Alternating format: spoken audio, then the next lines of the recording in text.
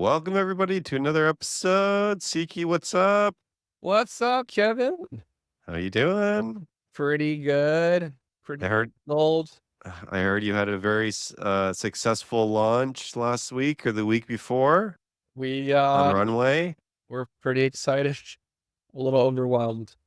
Little overwhelmed. So what does that mean to you? To you that's been around the block many times. You know, it's just, whenever you're working on something, you just never know if it's gonna work. You kind of almost like Yeah, expect things not to work. right. So for this launch, we're hoping it go well. We have pretty high hopes, but there was a part of me inside. I was like, man, what if nobody cares? Just Right. gonna watch the Right. video, nobody's gonna talk about it. Yeah. We're gonna share what we sent, and it's gonna be a big flop, and now everyone's gonna be sad. Yeah. So a lot of relief that it definitely wasn't that.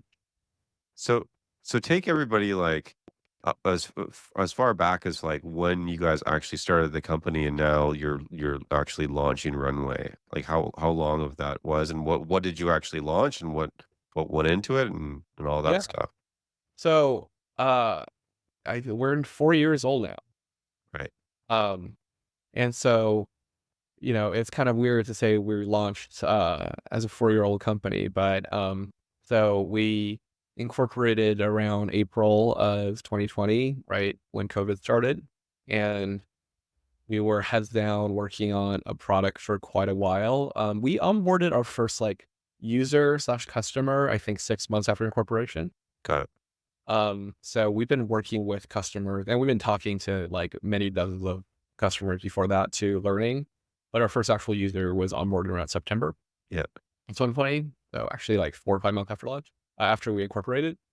And we've been like working with customers since then. But the first year and a half, we were working on a different version of Runway. We kind of started over with targeted to much smaller companies for reporting. We'll learn a bunch about like what's valuable, what a good ICP, ideal customer profile is, Yeah. and the pain around finance, usually not around smaller companies. You're on like 50 to 100 plus employees, up to thousands of employees and Right. upwards. So we kind of started over with a product about a year and a half in. And with our new product, we start onboarding customers like probably 3 or 4 months after we started working on that new version. And so we started with like design partnerships for about a year Yeah. and then kept on building. And I think we entered early access about a year ago. And so that was Yeah. about a year and a half of building before we said, okay, like it's, you can kind of use it. Right. We're not going to say this is like the a fully fleshed out product, but it's like you can get Right. value from it. It's cool. And we launched a website and we onboarded more customers. But what we launched last week is like, okay, we're peeling to early access to figure out like this is like a real thing. Right. Right. Like we have real customers of substantial like renown using this, Yeah. and we're confident that we can like onboard the next 100, 1,000 customers. Right. And it took 4 years to get here. Which it sounds crazy to a lot of people because a lot of the especially early press, like, it was just around just, like, the whole lean startup, like, launch something, get it out, and just iterate on it, and it just kind of, like, grows from that, but, like, this is not very uncommon, like, how long did they take to actually Yeah, launch? it took Or 5 years before they made their first dollar, I think it yeah, was. yeah, Like, it's wow. I think a lot more common than it is, especially with all the competition that people have now with all the different options. You need to really build something of significance. Yeah, I mean, it depends on the domain, obviously, right? Because Right. Dreamer is a very different beast. But, like, I think the way we think about launch too is like, it's more of a marketing event than Yeah. a live event, right? Like, you should be learning from customers as early as possible, iterating quickly, shipping quickly, Right. and we've been doing that like, for 4 years. So it's not like big bang launch and like, okay, let's see what happens, right? Yeah. Like we know we can sell it, we know how to sell it, we have a sales team and marketing team, all these things. But for a B2B product in particular, it's the work is like building something that is valuable that solves a real problem. And then in parallel with that is once you get there, how do you have people even hear about you? And Right. that became our biggest problem around the start of this year or so. We Right. realized that people were getting value out of it. They really liked the product. And we knew how to sell it.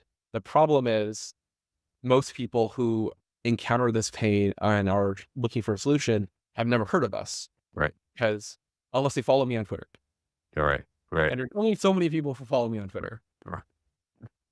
Well, it's really it's the breaking through the noise, right? Problem that a lot of startups have. There's so many different ways you could solve this problem, and you guys are doing it obviously in a completely unique way. That's really cool. So like, how do you do to break through the noise? And so you chose to do a really big launch event. How long did that actually take from like a marketing standpoint and the rest of your team? I mean, Did you outsource we this to an agency? started planning this launch probably like 4 or 5 months before, Yep. so or a year. Um, and so we brought on a very first marketing person. So we our head of marketing was previously the VP of marketing at Flexport. Very And cool. we hired a team around him. We have a growth marketing person, we have a content person, we have a video person now. Yep. And so we started like testing channels earlier this year to like see what works. But for a launch event, we think it's more just about like the creatives and the message. Right. Um, and so what the thinking was, what was gonna be like congruent with the Runway brand. And the playbook that we're trying to write is basically applying consumer marketing playbook to a B2B product, which I think is like not really a thing that's been done super well before. But that's been a strategy. And I think it was a risk. Like we had no idea it was going to work. You know, it's like very, very different from what you would do for a normal SaaS launch. Right. But I think you have to do something different if you want very different results. And I think, Well, especially because, correct me if I'm wrong, but like you guys are not self serve at all. You no, have to talk to somebody in a sales team, so it is very unique for a company to do this type of marketing for like a non PLG sales motion. this is true. This is true. Yeah. Yeah. So Yeah. the thinking here was like, we have learned enough from selling this is that if we are in a competitive situation, if we can get in front of a customer with the pain and are looking at multiple other products, we were confident enough in our sales motion and in the product that we were going to win the deal the vast majority of the time. Wow, that's great. Uh, so we knew that was the case. So we knew that wasn't a problem we needed to solve. The problem we need to solve is, so with our buyer, it's not something that we need to like invent a use case to sell to, right? Like at the end of the day, a company as a scale will encounter these pains around finance, around automation, Yes. and they're looking for something. Sooner or later, that's going to happen. So they're going to buy something. And the problem that we're trying to solve is when that happens, they're going to do research and they're going to talk to some companies. The problem we need to solve is we just need to be one of them. That's all we need to do. Right. And so it was very specific on like, we need to be top of mind and have awareness of the Runway brand, do that repeatedly, such that even if you're not buying now, for my 6 months from now, during your planning, they remember, hey, that was like a thing I saw and it was Runway. And I've heard of like the other companies that have been around for 20 years. Let's just check them out. Right. Because that was the goal. Um, and in order to achieve that goal, we felt that we had to do something like really different, creative, and memorable there, something that spoke emotionally on a personal level to people. And that was the strategy behind our creative. No, I thought it was really cool and explain to everybody that has not seen it, which I'm sure if you're listening to this podcast, you have actually seen what you guys did on Twitter. And I know and you did some stuff with it with some influencers and stuff like that. But like, what was the full package that you guys actually did for your launch?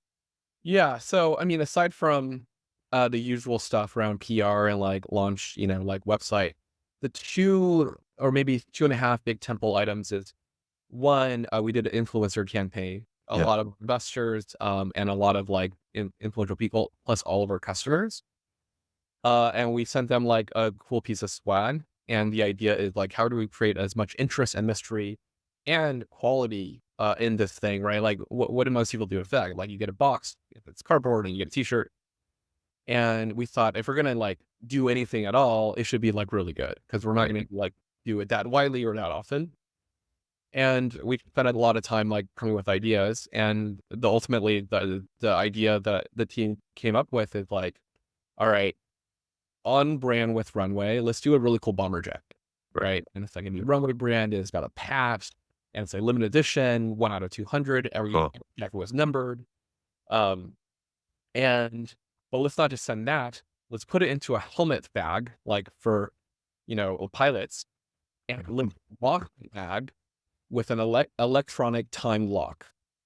So you don't even know what's in it, but there is a QR code attached to the bag, so you can Yeah. go to a website, see the launch teaser, see a countdown, and it will unlock at the exact hour of our launch announcement and everything Right. else. Right. Um, and so we thought like it'll be cool, and maybe people will get excited. Maybe they'll like be so interested, and it becomes like such a FOMO status symbol to get one of these that you'll share it. So that was like one part, and we can talk about how that did. Um, and the second part was we had a launch video that we spent quite a while on. We edited it and rehearsed it way too much. And it's a combination of telling the Runway story, um, showing off our customers and their pain, Right. real people, showcasing that and showcasing the product. So that's like the second piece. And the third piece is like a cool a little asset we did with Corporate Bro, Ross, who's like this really funny sales influencer on LinkedIn and TikTok. And that was like released 2 days after the launch Oh, video. I missed that. Okay. Yeah, it's like with finance freeze on your parade. Yeah. And that was really cool. Like he emailed us like that's actually one of the best performing pieces of content we have. Wow. The non-sponsored things. Right. We worked closely with them. And so that content was interesting. Like everything we did was downstream of our main narrative. And the Mhm. main narrative is like our customer is finance people and a finance team. And a differentiator is like we actually make finance understandable to you and the rest of your team Right. so everyone else can appreciate and work well and be aligned with the work that you do as finance. So what were your expectations of this launch, and did all that hard work kind of pay off in the end? Yeah, I mean, we wanted to at least like 3, 4x our lead volume. Yeah. We wanted to have like, if not a million, at least a couple 100,000 impression. Right. That was like success criteria, right? Like we're Yep. selling finance product, right? Right. Like it's not the um Well, it base. depends who you ask. Yeah, depends on who you ask, depends on how presented. So like that was like at a high level the goal. If we blew it out, great. And like we really wanted at least like a couple 100,000 views. And so for some context, what ended up happening is on our launch asset alone, the launch video, Yeah. uh, the benchmark that we had was the iOS 18 launch video for Apple when they launch all the app AI stuff, right? Right. So that got over the course of 2 months, about 10 million views. Yeah. And we said if we get 10% there, like, or even Yeah. 10 there, that would be like really good. Yeah. So across the launch assets, we're now over 1 million views. So we did 10% of impressions that the new iOS release Wow. That's uh, crazy. for like an enterprise product in finance, which we 0.001% of the budget. Right? Uh, so like I think by that metric, we're fairly happy. And the lead volume, I mean, like I just got an email from our ops team send me a screenshot of the calendars of our sales team. Right. And like, we need to monitor for burnout because this is not sustainable. That's awesome. That's really great to hear. It's gapped about. Um, so that's kind of interesting. I think we're going to grow 50% month over month. Holy shit, that's awesome. Wow. And what is well, for you, how long does a typical deal take to close? It is anywhere from, so on average around 30 days. Oh, that's great. That's really Yeah. short. It's for enterprise product, yeah, that's, like, really fast. I Yeah. think 20 before, I think we're getting more sophisticated. Most is, like, shot up. But, like, I mean, it's wild, like, we get customers, like, on the same calls, like, "Send me the contract today." Do you think that that this is gonna be a pop, or do you think that this is going to be like a pop and then you kinda it obviously, it's probably gonna lower a little bit and then just you're at a new baseline as far as, like, lead volume Depends goes? on what we do to follow up. So far, we've been monitoring closely, but so far it looks like the team says it feels like we're gonna, like, 3x over baseline, and That's awesome. it's actually increasing. So, like, you get the pop and it goes down, but it flattens at 3x, and now it's, like, actually, like, going up again. Right. Oh, But, that's great. like, there's a bunch of other things that we did, right? Like, we have, like, a more robust, like, website with, like, proper landing pages Right. now. Like, we have a Right. new qualification pipeline, and, we're actually running, like, paid acquisition now. Oh, so That's you turned on all of those things, with Yeah, the launch as we're doing well? that. Like, yeah, like, we're now not just managing to learn, Right. we're learning and iteration, but also managing towards, like, actual growth goals. Yeah. Yeah. Um, yeah, but it took 4 years before we said, "Yeah, we're actually, like, operating for growth." Right. It's like, for certain domains, especially this domain, like, the surface area is so wide Yeah. that you'll be shooting yourself in the foot if you manage for growth too early. Right. Right. Yeah, and in your space, there are a lot of competitors. Well, as simply as like Excel, right? That's probably your biggest Well, competitor, I would guess. totally, yeah, that's by far the number one competitor for me. Right. Well, So you have finance people that maybe typically don't like spending a lot of money on SaaS products. I don't know. Maybe that's not true. Well, Um, like, I wouldn't say Excel's necessarily a competitor, right? Like, I feel like that's a default. got The it. reality is, like, it's a well-loved product that, everyone uses, and it is genuinely a amazing piece of software. I think it's, like, one of the best pieces of software, like, mankind has ever made. Right. It's just that, like, the use case for finance as a skill is different from what Excel does, Right. right? It integrates with all of your data sources. You have to, like, collaborate with the rest of the team and bring context in and do scenario planning. Excel doesn't do those things, Right. right? Like, Right. the very simple example is, like, you want to collaborate with your head of sales, your head of product, and you have a financial model, Yeah. and maybe we can work together in this model. But the problem is, like, you don't want everyone to see salaries. And now you can't do anything because you can't hide permanently the one column that says salaries in your model. That's not a feature that exists anywhere. Right. And Google Sheets doesn't do it either, by the way, because all of your calculations are done on the front end Right. because you're fundamentally not designed for that use case, Right. right? You can collaborate together on the sheet, but, like, for real collaboration on an enterprise level, you need very firmware permissioning. And so there's all of these details that lock a real company from, like, collaborative planning in a real way, and that just requires a different product. And we don't have to sell it. It's like they need to do this, and they discovered that they can't. And Right. for all these other reasons, data volume, model complexity, so you end up looking for something. Right.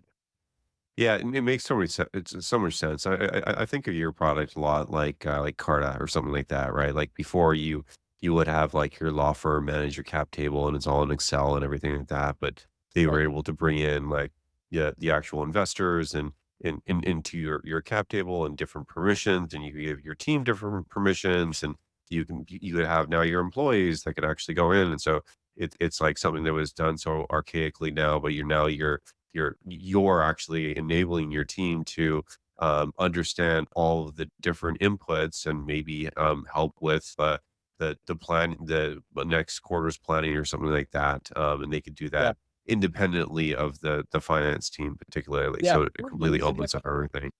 4 years ago when we started Runway, we described it as, like, Figma for finance. Yeah. And 4 years ago, we had, like, no product at all, right? Like, we did Right. started, and, like, I think, like, 99% of people that I talked to when I described Figma for finance Right. was, "Well, what does that even mean?" Yeah. Right? And now it's interesting that, like, sometimes I talk to people and they're like, "I really like what you're doing. It's Figma for finance." And it's like, it just now that they've seen it, it's like, "Okay, that's what it is." Um, and yeah, that was very much a direct inspiration behind what we're trying to do, because Right. if you think about Figma, right? It wasn't just about a design tool. Like, we very quickly forget that before Figma existed, it was considered rude to look over the shoulder of your designer as you were Yeah. reviewing. Totally.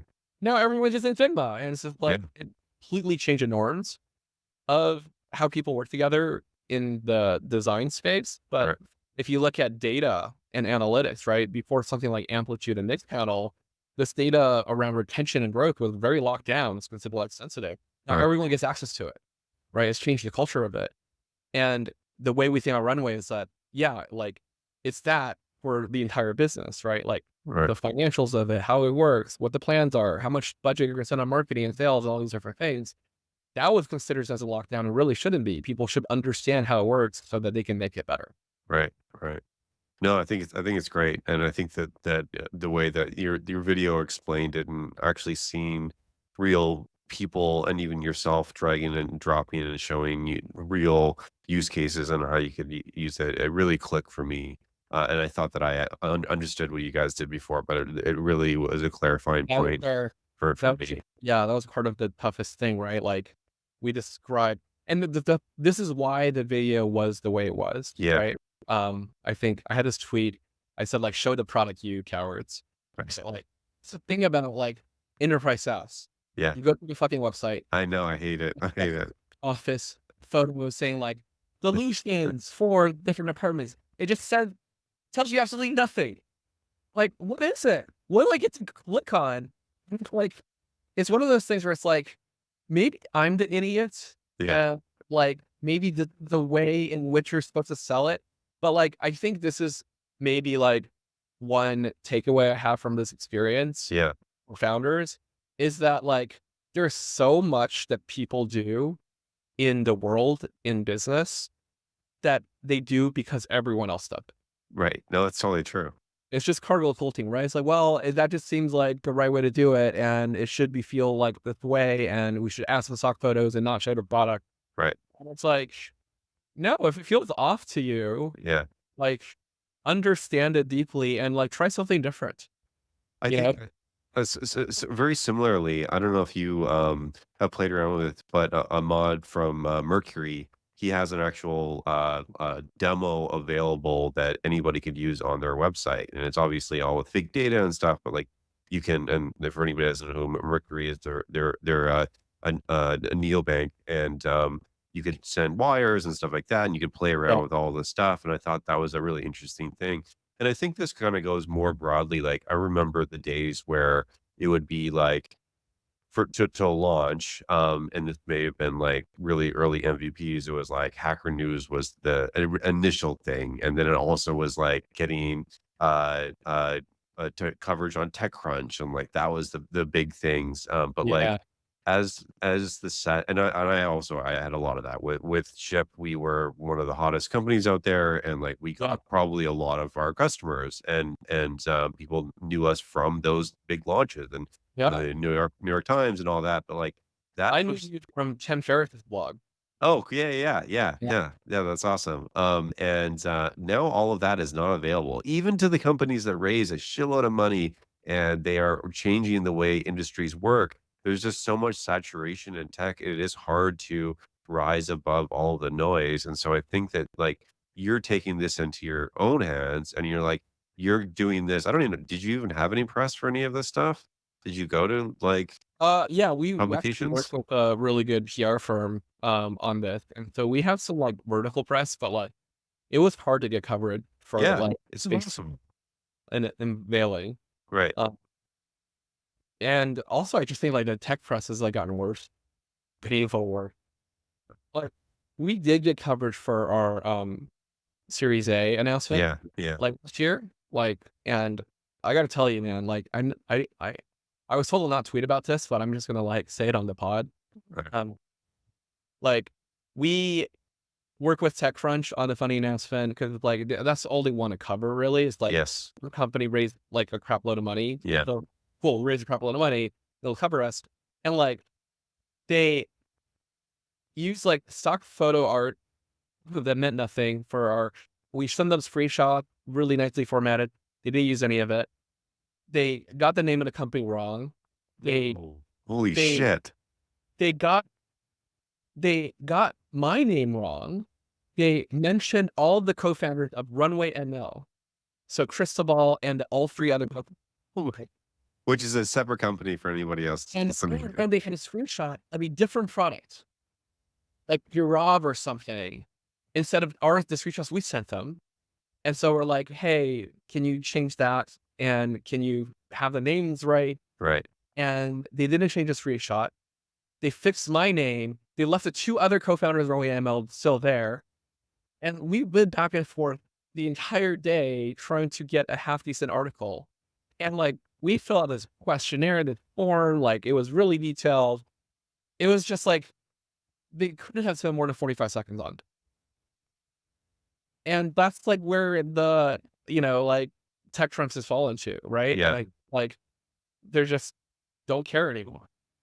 Yeah, and that's really why you kinda need to own your own Yeah. communication channels with, like, your customers or even investors, and that's also, like, I'll be honest, like, one of the reasons I like doing the podcast too. It's like we Yeah. control our own narrative, and, like, and I'll you do the same thing, well, obviously on the podcast, but also on Twitter. You have a big following, and people know you from that, and you could tell the exact things that you want to, and you could talk to your audience and everything. You can control it, and then you don't need to rely on other publications to get things and to blow up, and you could sort of control it.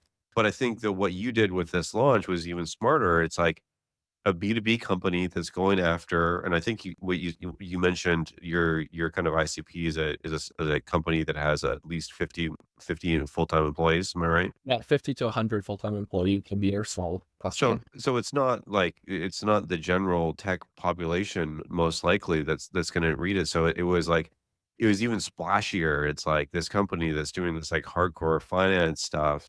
It you typically wouldn't have the consumer stuff. So I think it was even more powerful. People are like, holy, like you guys are doing something very, very unique, owning your own channels, owning your own communications and everything. And I think that's why it probably came across as well as it did and got as many eyeballs as it did, because you just don't see that from companies outside of like Apple and Google and all of the other ones. So I think that, Correct. yeah, People really work hard to like find, to hyper target, like yes, ICP. But like the way we think about it, like, quantity has a quality all its own. And, you know, finance people and executives are people too. They are on TikTok, right, they're on Twitter, they're YouTube, they watch TV. yes, And like if you can reach 1 million people, like 0.1% maybe are in your ICP. yeah, But that's still like way more people and more you can reach them more cost effectively than you were like doing some crazy hyper targeting right, thing. And the awareness pays off over time right, because those people have friends, right? Like, right, but look at the cool thing. And so, we work with the corporate bro on that video. It's a really funny video. Basically, it's like the CEO is a baby character and they have all of the executives like dressed stereotypically as like, we just raised Series A, here's how we're gonna blow our money. yeah, And CFO, the straight guy comes in and is like, all right, well, let's like come down here. Here's what happens if we like spend more. And he uses Runway to like drag the graph up. And here's how much money the company goes bye. And the CEO goes, no company bye. It's just like so cathartic for a finance person to see that and say like, that is my life. right, Like I work with them up to nothing. And like they, the metric that we were optimizing for is like forwards on TikTok and yeah, on LinkedIn. Like we want this to be something that every CFO looks all over CFO friend. right. And it barely seems like an ad. And so I think that's why it performed so well. Like a lot of the other sponsorships are like, all right, check out our product. And we were like basically a cameo in that video. Right. Trying to create a really cathartic, satisfying video for the finance people. No, that's cool. That's really cool.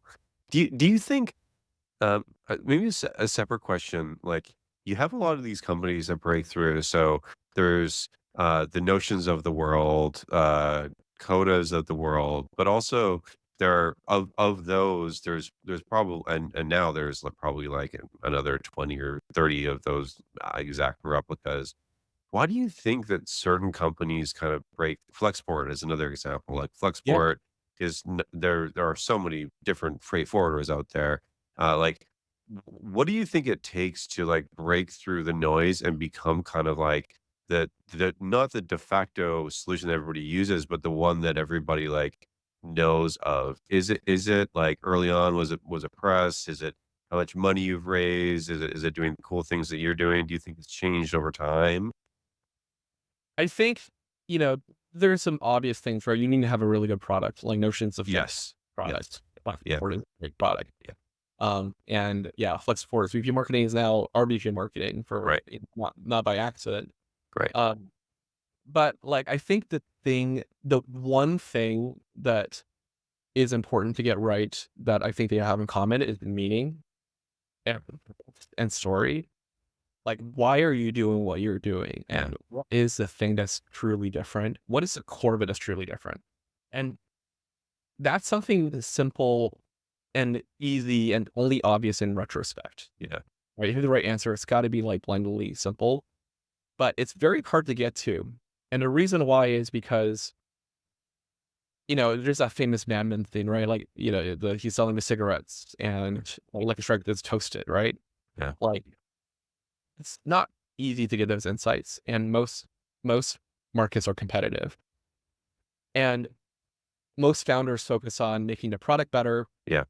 and they focus on like, here is like the world without what we're doing, and here's why all the other products suck, Right. right? Um, the problem is like if you don't go deeper than that, you end up saying the same thing as everyone else. Right. So let me give you a real example of like the core of the Runway story. So what we started with is like this idea that finance should be collaborative, that is important for people to understand why the business works. And because like most other products in the world, they think that it's okay for other people to not understand finance. It's okay for it to be like not that usable because only finance people need to understand it. And Right. the rest of the people are like kind of cogged in the machine of business. And that's what we started with. And like, that's a reasonable starting point. The problem is the outcome of that story resulted in us saying the exact same thing as everyone else. Right. Because every other finance platform in the world is talking about collaborative planning, Yeah. accessibility, understandability, and all these different things. And saving the financing time.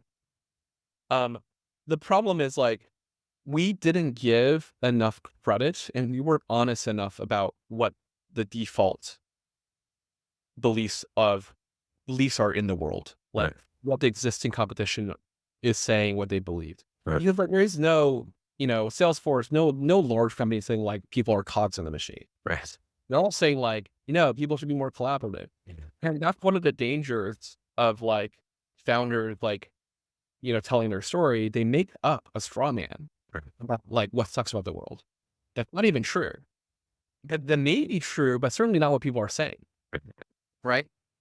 And so, you know, our our current story that got to the depth of like the core of what makes Runway different is, you know, this finance, the default is that our competitors' view, the default view of the market is that the world is moving really quickly.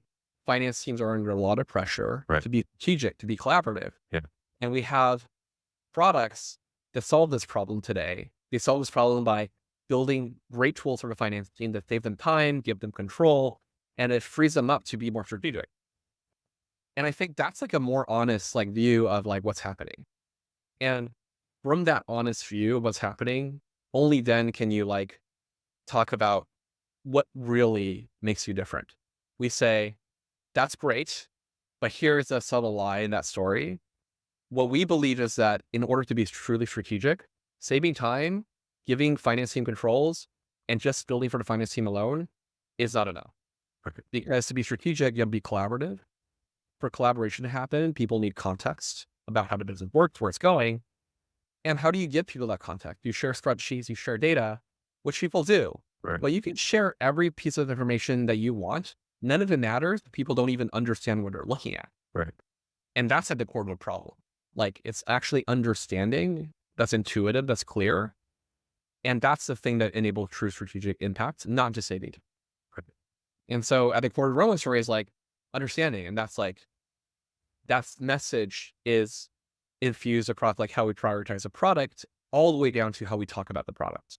Right. And that is a story that we're laser focused on that only we get to say. It's our version of it's toasted. Right. And if you repeatedly tell that story in channels that you own, that's how I think you get to a breakthrough message that's memorable. That's something different, right? We think of Notion. What's the thing you think about? Track, right? Like software should be beautiful, Right. and um, it's infused in everything that they do. Right. And like I think the real great products, on top of a great product, they create movements and it's a story that people want to be a part of. They want to follow. And so what was great to hear from a Runway launch wasn't like, oh, like it was a really cool demo. It's like, I really believe in Yeah. what you're doing and why you're doing it. Yeah. And very few companies, like I think, get that right or spend as much time as they probably should on like what that core of that story is. That's honest. Right. Right. No, that's great to hear, and I hope that more companies take this approach and like own media and do cool stuff with this. I do wonder if this is applicable to all types of companies, right? Like you mentioned, like the company that doesn't have the demo and it's super enterprising and you need to talk to a salesperson to even understand, and maybe after like 2 meetings you get to actually see the actual demo, but like maybe they're selling $1 million deals and like maybe they actually want to hook you in for all those things. Like, do you think that this applies to just like a certain segment of like customers, or do you think that that the larger enterprise companies should be doing more of this as well? So, I don't want to lean over my skis too much because like we don't sell $1 million Yeah. deal yet. Yes. Target mid market today for about 1,500 to like a couple thousand employees. Um, so I don't know, but we absolutely intend to go a market over time. Right. And when we do, I think we would try to do similar things. Obviously, the sales motion is different. Of course. So like, marketing goes hand in hand with sales, right? Like it's just easier to get that meeting. And like we even said this with our launch, like we have launch assets. We have customers talking about us. Yeah. We have like other people talking about us. And like it's been helpful for outbound and say, hey, like, did you see this? Like, Right. you want to talk to us? Um, and I think it works for enterprise too, right? Like you would sooner respond to like a Google than like some random startup you haven't heard of Right. as enterprise. Um, and I think like I For the Google Home app. Oh, there's Google. yeah, there's Google. Oh, because I mentioned it, right? They're listening. They're listening. Yeah. But I think fundamentally what I believe about marketing is that everyone is a person too. Yeah. Like executives are people too, buyers are people too. And so, people think like, oh, it's a different thing where, like, Nike, they sell shoes, but like when we sell and market to like a CEO, it's got to be like completely different. And like they buy shoes too, dude. Yeah. Right. And so why does that same message work?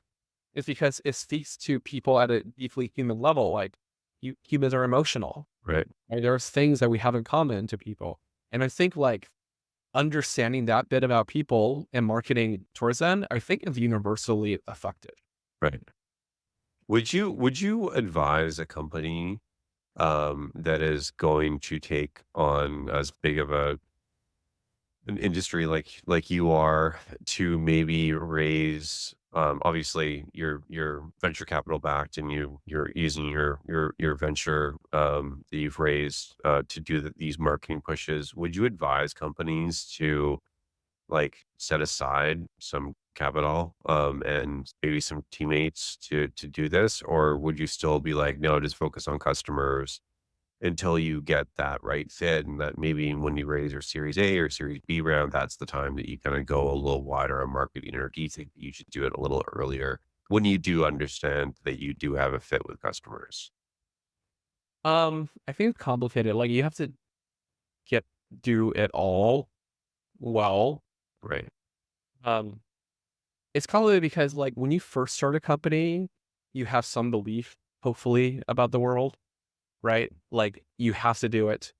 There are companies that exist like, oh, well, it seems like a great business opportunity. I don't think those tend to be the most valuable companies. I think like there is some like thing broken about the world, something that you fundamentally believe about the world that is true that would not otherwise happen if you weren't doing it. Right. And so I think whether you intuitively know or not, that's a starting point. And of course, to get there, the path is extremely windy and is not a straight path. Maybe you have to go sideways for a second.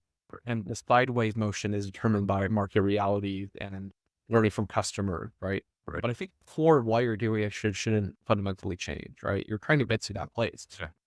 And it's almost like a religious, spiritual like belief. But the way to reach that nirvana is extremely pragmatic. And in the course of that learning, I think like the combination of what you learn on that path, what you ultimately build once it gets to a point of maturity, combined with that core belief of why you're doing it, is going to help crystallize that story. And I think it's worth spending a lot of time getting that right in parallel with execution. And the reason why I think that is for most people, the default thing when they hear story or narrative is that it's something you do on the side, right? I have engineering, I have sales, I have product, I have marketing, Yeah. maybe investor relations or something. And the story is for marketing and maybe when I pitch investors, right? But I think Lulu Chung had a great article in Pirate Wires about this. The best companies don't think of the story that way. They don't use the story that way. It's actually the right mental model is as a series of concentric circles. Right. And the story starts with the founder. It goes to the founding team. It goes to the wider team. It goes to your customers and investors, and ultimately the entire world. And we think of it that way. That's how you have a congruent company aligned on one story. But more importantly, the product, what you build, is aligned with the story that you tell. And it's the same story to tell to your engineering team, product teams, you tell your customer, you tell your investors. Like that's super powerful. And if you find a core of that, that is like very effective in getting you to move faster and align the team. Right. Well, that's great. Anything you do differently? With the launch, I think like By the way, I actually have the jackets that you gave. I have two you got it from Alpha Industries, right? Yeah. Yeah. I have two of those jackets, so good picking on the jackets. Yeah, they are a nice jacket. Yeah, if logistically, like there were just behind the scenes, it was just so much work, Right. to like put everything together. And I think like the jackets arrived a little too late. I think they arrived like for a lot of people the day before or the day out. Oh, got it. Like I think that's like one thing that definitely could have gone better. Um, what else? I don't know. Like I think like we were pleasantly surprised by the outcome. Yeah. So I don't know that I would like probably do that many things differently. Ultimately, like it's like a marketing event, and we do more of that. Probably like the big thing is like for things like this, you still need to plan like given more time than you expect. Right. Right. Well, and it sounds like you lined up everything, like turning on paid and get your sales team ready, and obviously behind the scenes, you probably had a lot of systems set up, too, with your entire, I don't know if you have like a rev ops team or something like that, and to calculate all that stuff. So a lot of other things outside of that, Yeah. but yeah, I think probably that was great. everything too late. Sorry, that everything came in too late. Everything was like kind of like came together at the 11th hour. And Yeah. that's like the thing that we would do differently. I mean, it's our first one, but I think like we nailed the story a little too late. We like the creatives were still iterating on 11th hour. And so that is like we were literally like writing the copy like the night before. Right. Right. Yeah, no, I remember you're getting feedback on that. Yeah, yeah. Yeah, like we had like a what was it, like a 4 a.m. Zoom meeting with our team. like not. We had a screenshot of it, like Jesus, like half the company at 4 a.m. Great. Well, that's great. Well, what it's just the two of us. Why don't we end early here? It was awesome. I'm glad that it was so successful for you, and also it wasn't just vanity metrics, right? Like I know, like early days, you get on Hacker News and you get a pop in traffic, and you get TechCrunch articles and you get a pop in traffic, but it sounds like it actually is converting to real customers, and that's because you actually had a product that people were actually liking and using and use this to amplify that. So, and I'm really happy that it's Yeah. doing so well for you I guys. want to add before we go is like Sure. you mentioned owning your channel, Yeah. and it is important. I think like we both talked to a lot of founders, and one of the things that is really common is that like people are really reluctant to do it. There. You know, it feels like awkward, or it feels like they're doing something wrong. It feels like they're just like attention seeking, and like that's how I thought about it too. And I made a New Year's resolution about 5 years back to get good at Twitter. Yeah. I like around 2,000 followers at a time, and like now I have like 70,000. Um, I think one, it is a core part of a founder's role now, Right. like Agreed. reading. And two, like everyone feels this way, and you have to get out a lot of crap before you get good at it. Right. It's just normal for everybody. Right. So let's get started. Own your channels. Own your channel. Talk to your peeps. Yeah. All right. Let's end it on there. Thanks so much Thank you. for listening, everybody. See you next time. Bye.